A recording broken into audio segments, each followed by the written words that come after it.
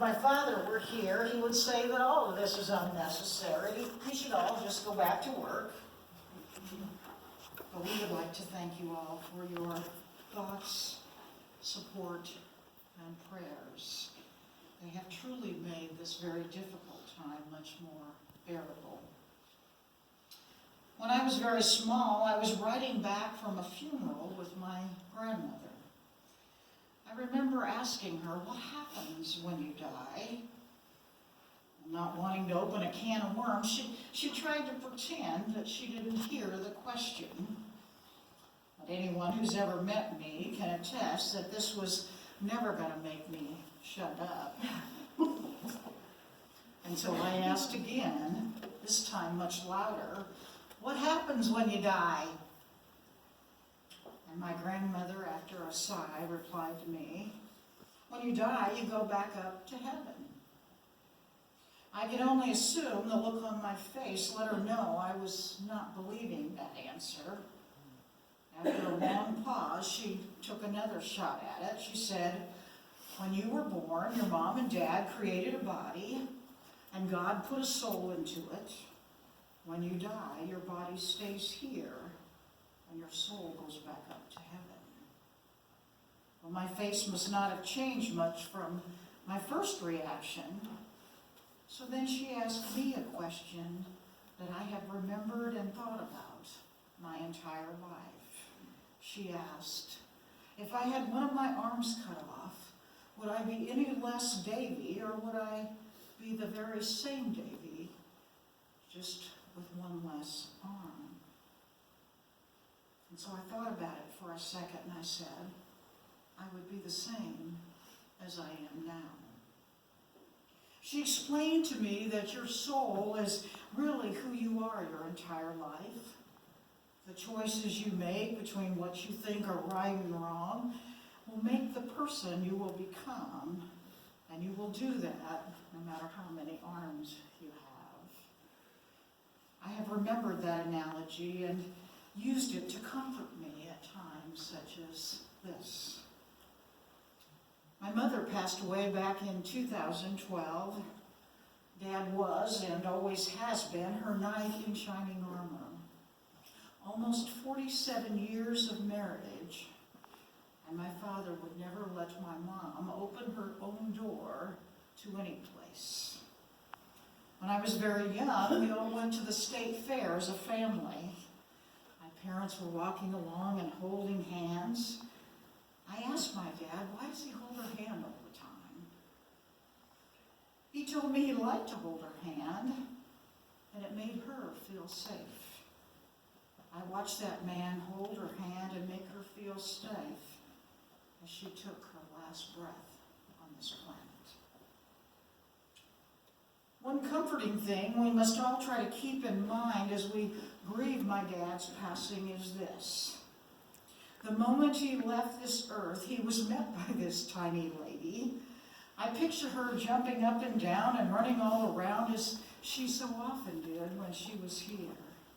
I'm sure the first thing she did was to take his hand into hers and let him know that it was his job to make her once again feel safe. And as sad as I am today, I know that my mom is smiling because she has her soulmate back. My father lived a pretty unbelievable life. When I was a kid and I would find myself in trouble, mostly trouble I caused for myself, my grandmother would remind my dad of all the things he did when he was little. Grandma was a tactical expert that protected me. She always seemed to make what I did not seem as bad as I thought it was when our sit-down talk started. I learned during a few of those talks my dad could take his mother's story of him stealing a gumball machine and make it seem like he was robbing from the rich and giving to the poor. He was much like me at my age. No matter how close to trouble he came, he always seemed to manage to escape with a funny story or a new or different friend, since that had happened. Some of my favorite stories that were told to me growing up were about my father's heroic one, what a heroic man he was. One such story was at a diving event. My father loved to scuba dive. In his 20s, at an ice dive, he was sick and decided not to enter the water through the hole that they had cut into the ice. He did, however, stay up and help the divers as they went into and out of the water. And at some point, a diver came up in panic and said that there was another diver down below that was tangled in something and was in distress. And the man that told me this story was in a wheelchair. He told me that it was only himself and a pregnant lady along with my dad that were there. And when my father heard of the diver in distress, he immediately jumped into the ice-cold water with no gear. He dove down about 12 feet and helped that entangled diver free himself and come back up.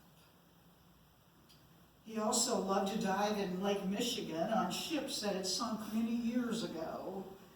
And I remember as a child seeing pictures of my dad underwater on a ship that looked like it was out of a museum. And when I would ask him about it, I didn't get just the story about the dive.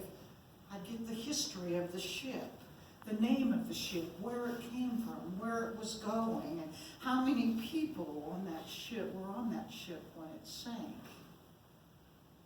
I used to ask questions just because I never knew where his answers would lead me. Later in life, my dad called me up and asked me to come over to his house during the next weekend and help him to replace some roofing on the house that had been damaged during a storm. So I showed up at 9 a.m. like I was supposed to, and he was nowhere to be found. There was a ladder leading up to the roof, and up there he had a radio on an AM talk show, and his tools were scattered all around the area where we would be working. So I called to my mom and asked her if she knew where he was, and she said she didn't have any idea either. Well, he was missing until 6 p.m. when the hospital called to let my mom know he was out of surgery and his arm was fine. It seems that he had decided to start a little earlier than he had told Dave that day. And a wind grabbed a 4x8 sheet of wood. He was trying to muscle up the ladder alone. And he fell and broke both bones in his arms, making what looked like another elbow about 4 inches below his wrist. And when this happened, he put his hand in the ladder, lowers it to his wrist, and then yanks it back in an effort to set his arm. And then he grabbed a couple of sticks from the yard and took off his shoes and socks and used his socks to tie around the sticks, making somewhat of a sling for himself. And then he drove himself to the hospital. Well, it turned out that my mother knew the lady at registration, and she described him as Grizzly Adams when he walked up to that registration desk. He told me that if my mother had not agreed to marry him, he was going to join the Army and fly helicopters.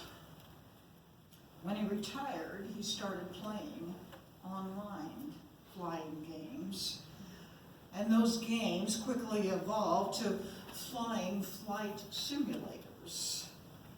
And the simulators he loved were the very same simulators that the military uses to train young pilots. And they do not teach these pilots how to fly. Instead, they teach them air battle tactics. And when he first started with these flight simulators, he was obviously at a huge disadvantage because he wasn't a pilot. In fact, that's how he got his call sign. At one point, his personal record was to be airborne for more than 2 minutes when he went to the ground like a dart. And his friends at that point started calling him Crash. Well, he loved that name so much that he would use it and register that name, but sometimes that name was already taken. And so then he decided he would become Crash the Third, because he was the third in real life. Well, after a few years of constant practice and learning, along with the help of actual pilots, he became a very talented simulation pilot. And a few of the people he met in his endeavor were Widowmaker, which was a talented longbow chopper pilot, and he was one who gave Dave a special crash helmet. Duck Hunter, an actual trainer stationed at Fort Hood, Texas.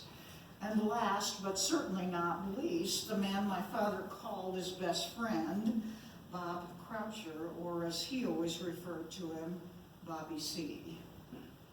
Duck Hunter once told me my father had thousands more hours in than actual flight simulators, in on those flight simulators than those who were actually supposed to train the young pilots heading to Iraq. And at one point, he was connected to a military network where he helped a class of pilots who were short on hours. He helped them to finish their schooling so that they could qualify for certifications. And days later, these men and women were flying missions over in the Middle East.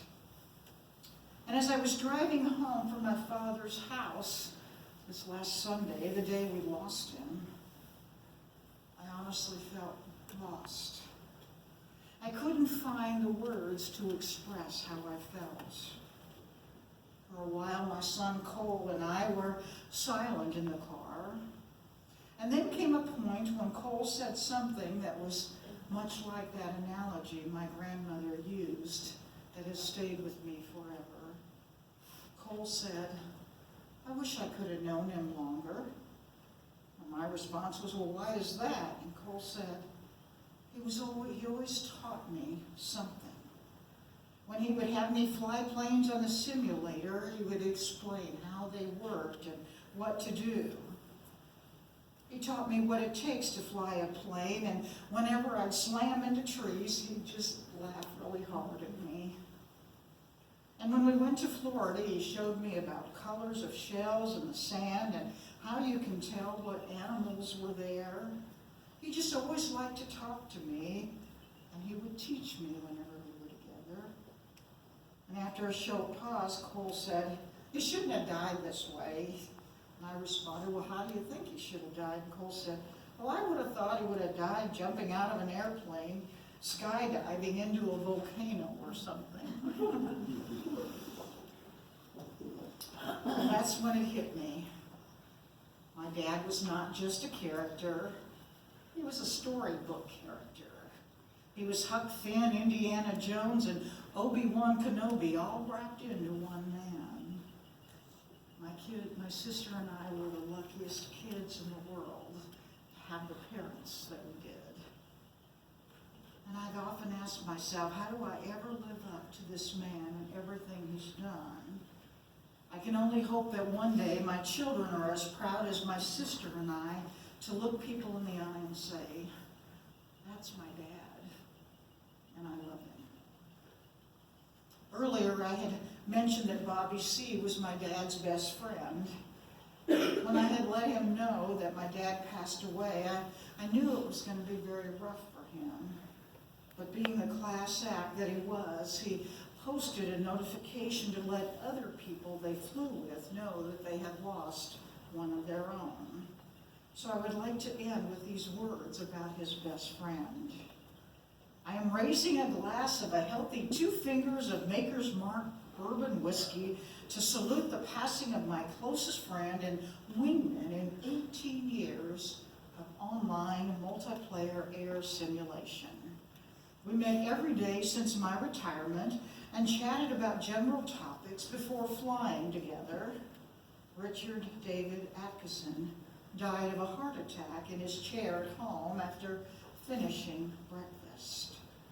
A charming man whose friendship will be a great loss to me."